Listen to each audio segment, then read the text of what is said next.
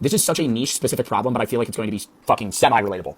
Two problems. Either A, you introduce yourself to somebody and they mishear your name and they call you something else and you don't correct them. Then from then on, you keep interacting with them more than you thought you would. And originally you're like, it's not that big of a deal, right? They just misheard my name. I'm never going to see them again. Now you see them all the time and like they think your name is like John instead of Joe. But like now it's like, 3 months into like knowing them and you see them at the gym all the time. And now it's like really weird if you're like, hey, my name's not actually John. So for the rest of like your life, they're just going to like refer to you as John and you have to kind of deal with that.